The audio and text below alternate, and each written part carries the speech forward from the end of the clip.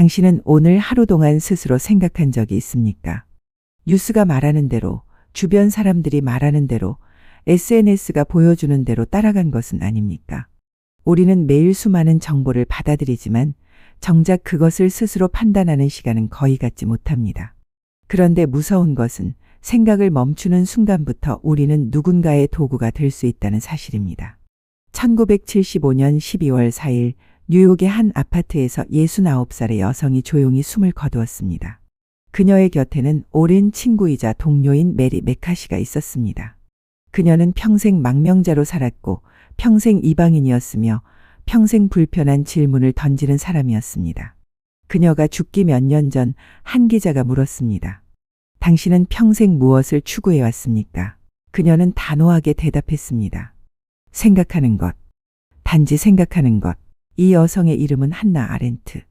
그녀는 20세기 가장 중요한 정치 철학자 중 한 명이었습니다. 그리고 그녀가 평생 던진 질문은 하나였습니다. 어떻게 평범한 사람들이 악을 저지를 수 있는가? 한나 아렌트는 1906년 독일 하노버에서 유대인 가정에 태어났습니다. 부유하지는 않았지만 교양 있는 가정이었습니다. 아버지는 그녀가 어렸을 때 병으로 세상을 떠났고 어머니가 홀로 그녀를 키웠습니다. 어린 한나는 매우 영리했고 책을 좋아했습니다. 14살 때 이미 칸트를 읽었고 그리스 철학에 푹 빠져 있었습니다. 1924년 18살의 한나는 마르부르크 대학에 입학했습니다. 그곳에서 그녀는 당시 가장 유명한 철학자 마르틴 하이데거를 만났습니다. 하이데거는 35살이었고 기혼자였습니다. 그러나 두 사람 사이에 열정적인 관계가 시작되었습니다. 이 관계는 비밀이었고 복잡했으며 한나에게 깊은 상처를 남겼습니다. 1926년 한나는 하이델베르크로 옮겨 카를 야스퍼스 밑에서 공부했습니다. 야스퍼스는 그녀의 스승이자 평생 친구가 되었습니다. 1929년 한나는 아우구스티누스의 사랑 개념으로 박사 학위를 받았습니다. 그녀는 23살이었습니다. 1929년 한나는 철학자 귄터 슈테른과 결혼했습니다. 그러나 이 결혼은 오래가지 못했습니다. 1933년 히틀러가 독일 총리가 되었습니다. 한나의 인생이 송두리째 바뀌었습니다. 유대인에 대한 박해가 시작되었습니다. 한나는 유대인 단체를 위해 일하다가 게슈타포에 체포되었습니다. 그녀는 운이 좋게도 풀려났지만 이제 독일에서 살 수 없다는 것을 깨달았습니다. 그녀는 어머니와 함께 독일을 탈출했습니다. 한나는 먼저 체코슬로바키아로 그 다음 제네바로 마침내 파리로 갔습니다. 파리에서 그녀는 유대인 난민들을 돕는 일을 했습니다. 1936년 그녀는 하일리 블리어를 만났습니다. 블리어는 전직 공산주의자이자 노동자 출신의 지식인이었습니다. 두 사람은 사랑에 빠졌고 1940년 결혼했습니다. 이 결혼은 한나가 죽을 때까지 지속되었습니다. 1940년 나치가 프랑스를 점령했습니다. 한나와 하일리는 수용소에 갇혔습니다. 그러나 프랑스가 항복하면서 혼란이 생겼고 그들은 탈출할 수 있었습니다. 그들은 남부 프랑스를 거쳐 포르투갈을 거쳐 마침내 1941년 미국에 도착했습니다. 한나는 35살이었고 무일푼이었으며 영어를 거의 할 줄 몰랐습니다. 뉴욕에서 한나는 힘든 시간을 보냈습니다. 생계를 위해 여러 일을 했습니다. 그러나 동시에 그녀는 글을 쓰기 시작했습니다. 1951년 한나는 첫 번째 주요 저작, 전체주의의 기원을 출판했습니다. 이 책은 나치즘과 스탈린주의를 분석했고 전체주의가 어떻게 발생하는지를 설명했습니다. 이 책은 큰 반향을 일으켰고 한나를 유명하게 만들었습니다. 1950년대와 1960년대 한나는 미국의 여러 대학에서 가르쳤습니다. 프린스턴, 시카고, 컬럼비아. 그녀는 뛰어난 강연자였고 학생들에게 깊은 인상을 남겼습니다. 그러나 그녀는 항상 이방인처럼 느꼈습니다. 독일에서도 프랑스에서도 미국에서도 1961년 한나의 인생에서 가장 중요한 사건이 일어났습니다. 아돌프 아이히만이 아르헨티나에서 체포되어 예루살렘에서 재판을 받게 되었습니다. 아이히만은 나치 관리로 수백만 유대인을 죽음의 수용소로 보내는 일을 조직했던 사람입니다. 한나는 뉴요커 잡지의 의뢰로 재판을 취재했습니다. 그녀가 재판정에서 본 아이히만은 예상과 달랐습니다. 그는 괴물이 아니었습니다. 그는 평범한 중년 남성이었고 관료적이었으며 진부한 말만 반복했습니다. 그는 자신이 단지 명령을 따랐을 뿐이라고 말했습니다. 그는 유대인을 개인적으로 미워한 적이 없다고 말했습니다. 그는 단지 자신의 일을 잘하려고 노력했을 뿐이라고 말했습니다. 한나는 충격을 받았습니다. 이것이 수백만을 죽인 사람의 모습인가?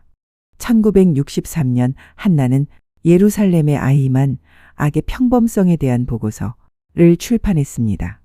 이 책에서 그녀는 악의 평범성이라는 개념을 제시했습니다.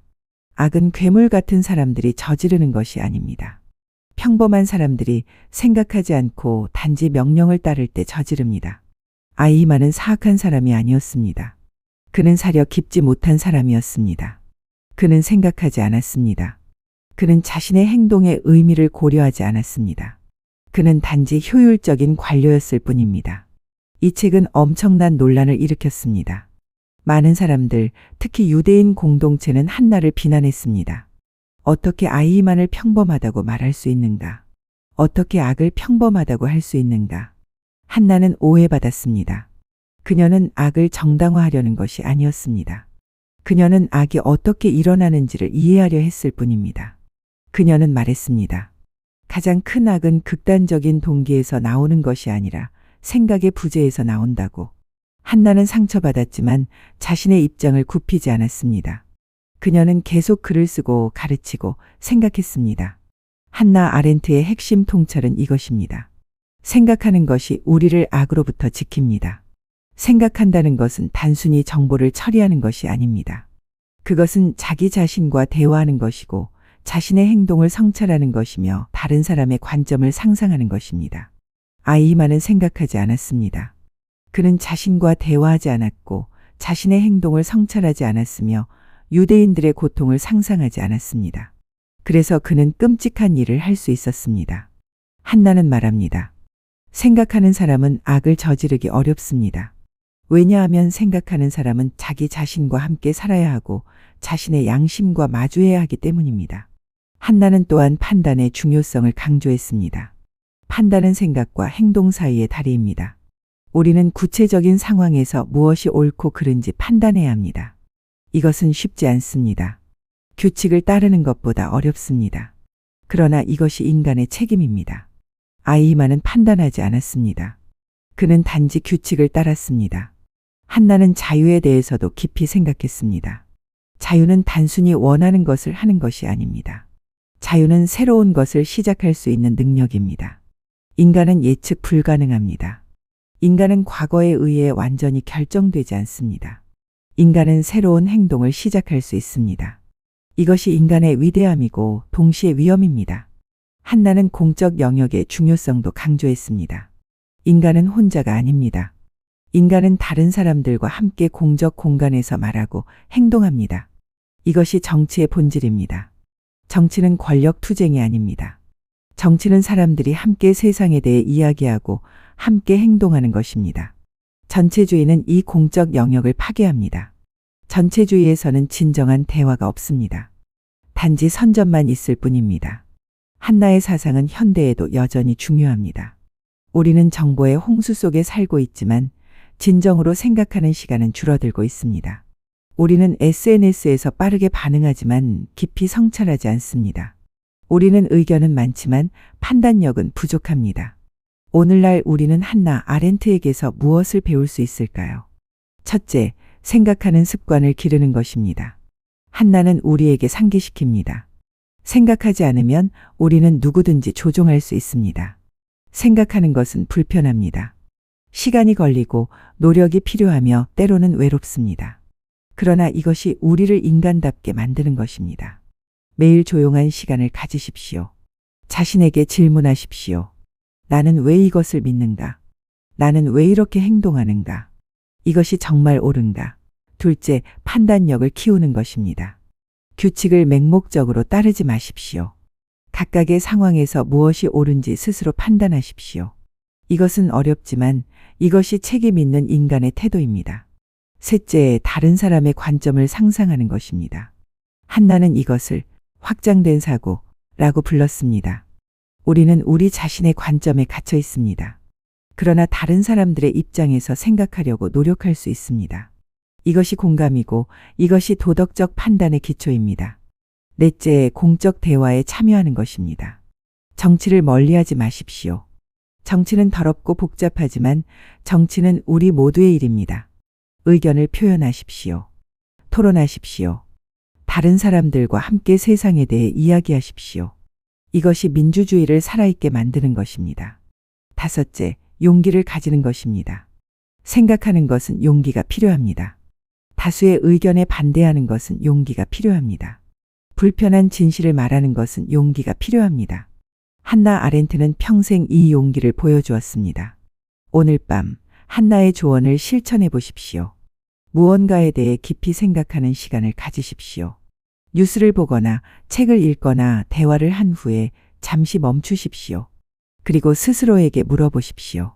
나는 이것에 대해 정말로 어떻게 생각하는가? 내가 단지 다른 사람의 의견을 반복하고 있는 것은 아닌가? 이것이 정말 옳은가? 또한 당신의 행동을 성찰해 보십시오. 나는 왜 이렇게 했는가? 이것이 내 진정한 가치를 반영하는가? 다른 사람들에게 어떤 영향을 미쳤는가? 한나 아렌트는 어려운 인생을 살았습니다. 망명, 빈곤, 논란. 그러나 그녀는 결코 생각하기를 멈추지 않았습니다. 그녀는 불편한 질문을 던지고 진실을 추구했으며 용기 있게 자신의 의견을 표현했습니다. 한나는 조용히 속삭입니다. 생각하십시오. 그것이 당신을 자유롭게 할 것입니다. 판단하십시오. 그것이 당신을 책임 있게 만들 것입니다. 다른 사람의 관점을 상상하십시오. 그것이 당신을 인간답게 만들 것입니다. 그리고 용기를 가지십시오. 세상은 생각하는 사람들을 필요로 합니다. 다음 시간에도 인간의 내면을 비추는 또 한편의 지혜로 찾아뵙겠습니다. 구독과 좋아요는 이 철학의 여정을 이어가는 큰 힘이 됩니다. 오늘도 시청해 주셔서 감사합니다. 당신의 마음이 타인의 목소리에 휩쓸리지 않고 스스로 생각하는 자유를 누리는 밤 되시기 바랍니다.